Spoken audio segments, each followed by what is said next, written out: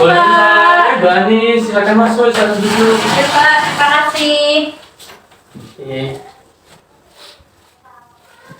Gimana? Duduknya sudah nyaman? Sudah Pak. Alhamdulillah. Mbak Anis sebelum di sini tadi dari mana aja? Saya dari kantin Pak, habis makan sama teman-teman.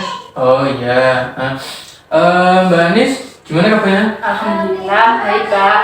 Kabar orang tua di rumah gimana? Alhamdulillah kedua orang tua saya sehat walafiat. Alhamdulillah. Semoga Mbak Anis dan keluarga sehat terus ya. Amin. Amin.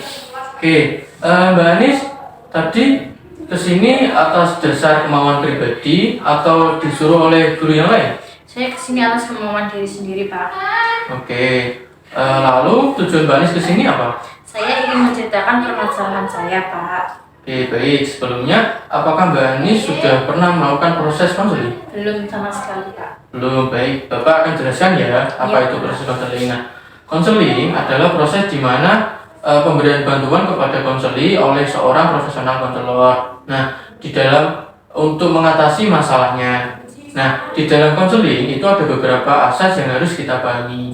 Yang pertama adalah asas kerahasiaan. Nah, asas kerahasiaan ini Bapak akan menjaga semua cerita Mbak Anis tentang kerahasiaan cerita permasalahan Mbak Anis. Oke. Yang kedua ada asas keterbukaan. Jadi saya minta Mbak Anis nanti menceritakan semuanya permasalahan yang sedang Mbak Anis alami. Yang ketiga asas kesukarelaan. Nah, tadi kan Mbak Anis datang sini sudah secara sukarela, berarti Mbak Anis sudah menerapkan asas konseling yang ketiga tadi.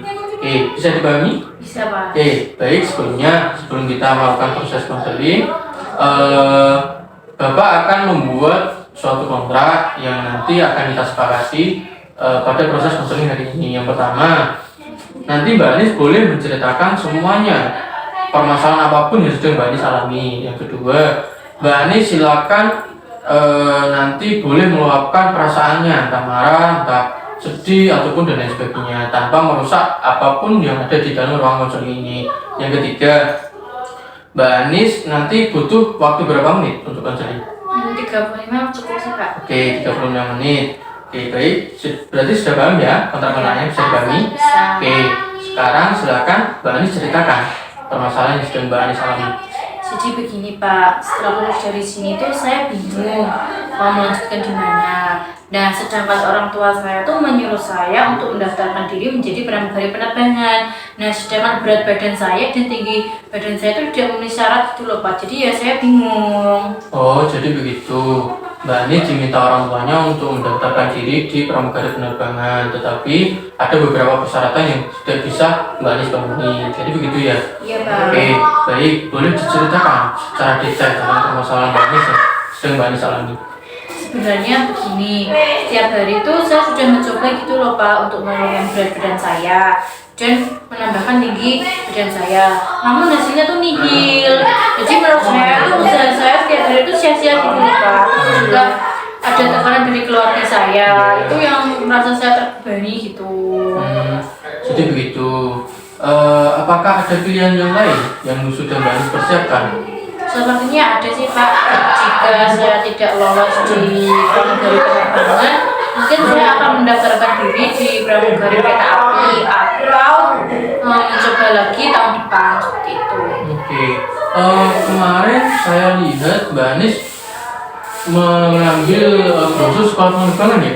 Iya Pak, betul. Oke, bagaimana? Sudah menghubungi kontak person? Belum sih Pak. Oh, belum. Nah, lalu apa yang akan Mbak Anis lakukan? Sepertinya saya akan mencoba menghubungi pihak pendidikan penerbangan. Terus yang kedua saya ingin mencoba konsultasi sama ahli gizi terkait fisik saya.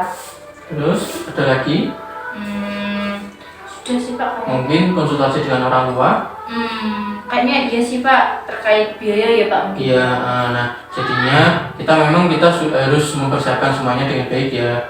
Soalnya kan mau gimana pun tentang karir itu orang tua juga berpengaruh.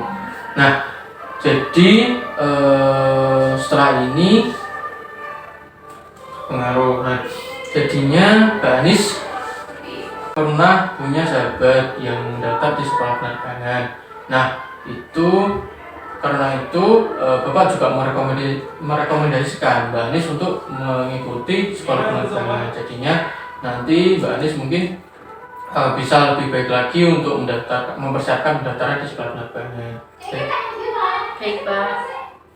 Lalu apa? Nah, sekarang kita susun secara detail ya terkait apa yang akan Mbak Anis lakukan. Iya Pak. Oke, silakan.